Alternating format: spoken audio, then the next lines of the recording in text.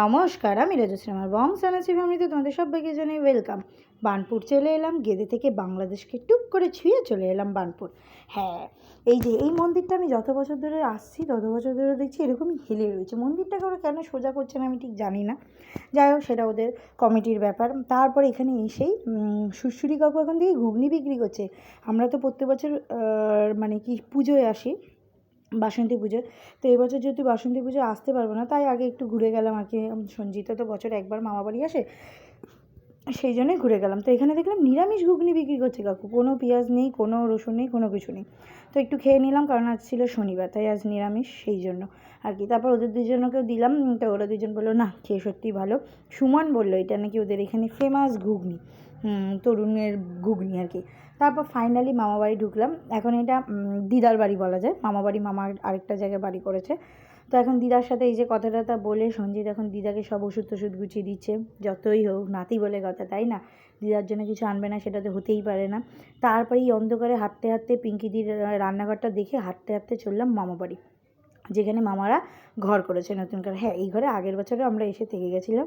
কি ঠান্ডা, টিনের ঘর, রাত্রিবেলা মারাত্মক ঠান্ডা। আর এই বছর এসে দেখি পুরো বাগান করে ফেলেছে অরিত্র, আর খাটটা ঘুরিয়ে রেখেছে। আমি বলেছিলাম মামাকে যে খাটটা ঘুরিয়ে রাখতে। তারপরে এসে দুজনকে চা দিল, আমি তো দুধ চা খাই না, তাই একটা চা অরিত্র খেলো, একটা চা সঞ্জিত খেলো।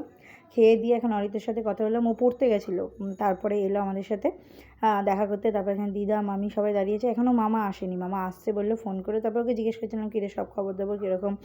তারপরে এখানে মামি রান্না করেছিল মুগের ডাল, আলু ভাজা, পাঁপড় ভাজা, এগুলো করেছিল। তো আমি বললাম চলো সোয়াবিন রান্না করি। তারপরে ফাইনালি আমি সোয়াবিন রান্না করতে গেলাম। প্রথমেই আমি আলু দিয়ে শুরু করলাম, কারণ আলু ছাড়া তো সোয়াবিন হতেই পারে না।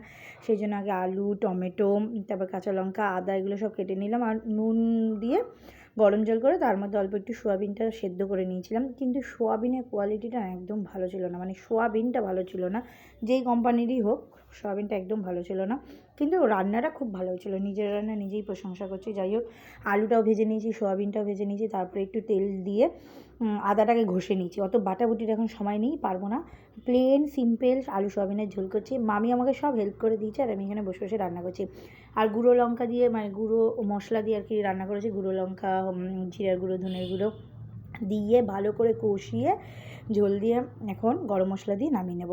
নিয়ে তারপরে সঞ্জীব বললো দিয়ে একটু খাই আগে। তারপর ওকে দিতে গিয়ে আমি বললাম ঠিক আছে তার আগে আমারটা আমি খেয়ে দেখি। তারপরে আমি আগে আমারটা খেয়ে দেখলাম, না সত্যিই ভালো হয়েছে, গরম কিন্তু খুব ভালো হয়েছে খেতে। তারপর ওকে দিলাম, ওকে বললাম যে দেখ খেয়ে কীরকম লাগছে। অবশ্য আমি সোয়াবিনের ঝোল বাড়িতে করিও খাইও, কিন্তু এখানে সোয়াবিনটা না অন্যরকম। সোয়াবিনটা যতই সেদ্ধ করলাম সোয়াবিনটা সেই নরম হলো না, যেরকম একটা সফটনেস ব্যাপার থাকে না সেরকম হলো না আর কি। যাই হোক একটু শক্ত শক্ত ছিল। তারপরে অরিত্রকে দিলাম, অরিত্র তো গরম গরম খেয়েই বললো বেশ ভালো হয়েছে। তারপরে এখন যাচ্ছি একটু মামাবাড়ি, মানে দিদার বাড়ির ওই দিকটা। তো বাজারে যাচ্ছিলাম, এখানে কত কুল দেখলাম। তারপর মামা গাড়ি নিয়ে চলে এলো, মামা বললো ঠিক আছে তোমরা ঘুরে আসো, আমি তারপর যাচ্ছি। তারপর ঘুরতে বেরোলাম, অনেক দূর গেছি ঘুরতে আজকে আমরা, মানে যেই রাস্তায় আমরা কোনো দিন যাইনি সেই রাস্তায় ঘুরতে গেছি।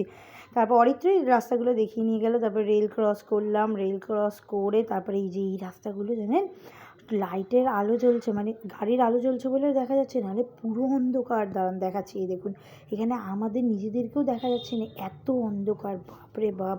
হ্যাঁ, আর তার মধ্যে 9টা বেজে গেলে এখানে সবাই ঘুমিয়ে পড়ে, সবার বাড়িতে সবাই ঘুমিয়ে পড়ে। সবাই নাকি ভোর 5টা 4টের সময় ওঠে বলে 9টা বেজে গেলে ঘুমিয়ে পড়ে। আর ওই পাশে বর্ডার ওইটা।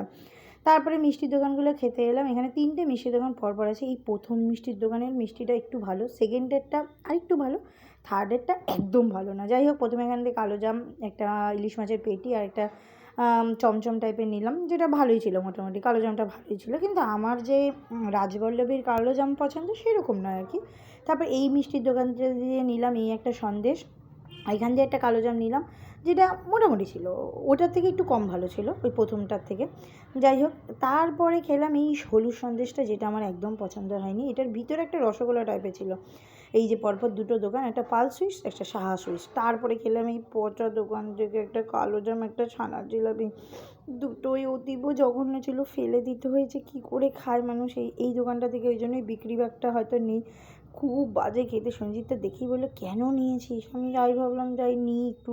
তারপর অন্ধকারে বাড়ি ফিরে চলে এলাম। বাড়ি এসে তো তারপর মামা মিষ্টি নিয়ে এসে মামা তো সেই জোর জবরদস্তি করে খাওয়াবেই, এখন মিষ্টি মামা বলছে খেতেই হবে। তারপর মামা খাইয়ে দিল মিষ্টি, বললো মিষ্টি মুখ তো আগে করতে হবে, কিন্তু মিষ্টিটা গরম গরম ছিল, বেশ ভালোই ছিল খেতে। তারপর ভাত খেতে বসে গেছিলাম, কারণ এখানে সবাই 9টার মধ্যে ঘুমিয়ে পড়ে, এখন 10টা বেজে গেছে।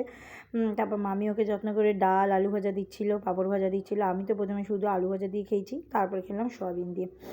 তারপর ভাত টাত খেয়ে আজকের মতন ঘুম দেবো। কালকে আবার আপনাদের সাথে দেখা হবে, সকাল থেকে কী কী করলাম দেখা হবে।